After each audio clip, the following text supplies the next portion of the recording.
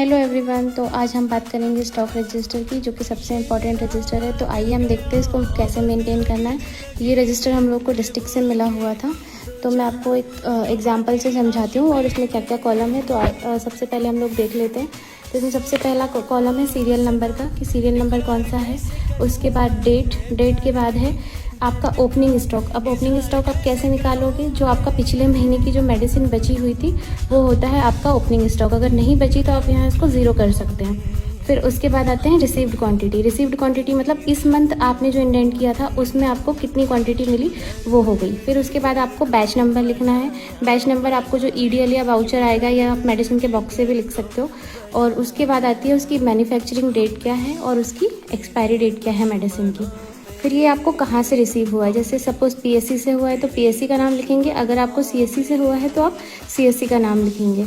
यहाँ पे ये थोड़ा सा कॉलम मैंने चेंज किया है। यहाँ मैंने इसको टोटल कर दिया है। ये हमारा ये जो इशूड क्वांटिटी है इसको मैंने टोटल किया है। मतलब टोटल किसका? Receive quantity plus opening amount. तो रिसीव क्वांटिटी और ओपनिंग अमाउंट मिला के कितने हो गए? 260। जैसे मेरी पिछली 60 थी और मुझे 200 मिली इस महीने पैरासीटामोल, तो ये दोनों हो गई 260।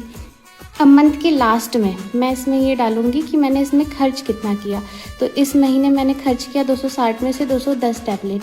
पीसीएम है, ज़्यादा लगती है, तो ये आपका ड्रग कंजप्शन से निकल जाएगा कि आपने कितनी खर्च की। इसको आपको मंथ के लास्ट में अपडेट कर दीजिएगा।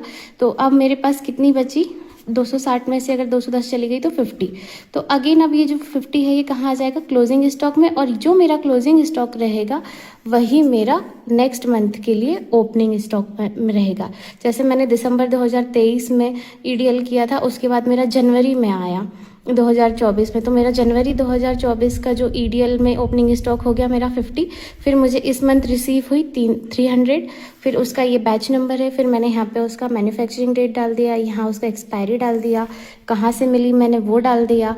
उसके बाद टोटल कितनी हो गई, फिर उसके बाद मेरे से खर्च कितनी हो गई, उसके बाद मेरी फिर कितनी बची, तो लास्ट में 40 बचा। अगेन यही 40 मेरा ओपनिंग स्टॉक बन गया। तो ऐसे ही करते करते ये सारी चीज़ें कंटिन्यू रहती है। तो ये इस तरीके से हम लोग अपना स्टॉक रजिस्टर मेंटेन कर सकते हैं। और इसको मैंने अल्फ़ाबेटिकली लिखा है ABC के सीक्वेंस में। जैसे मैंने एक पेज में साइक्लोफेनिक, दूसरे में एड्रेनालिन, तो ऐसे करते हुए मैंने इसको सारा ही कुछ मेंटेन ऐसे किया हुआ है।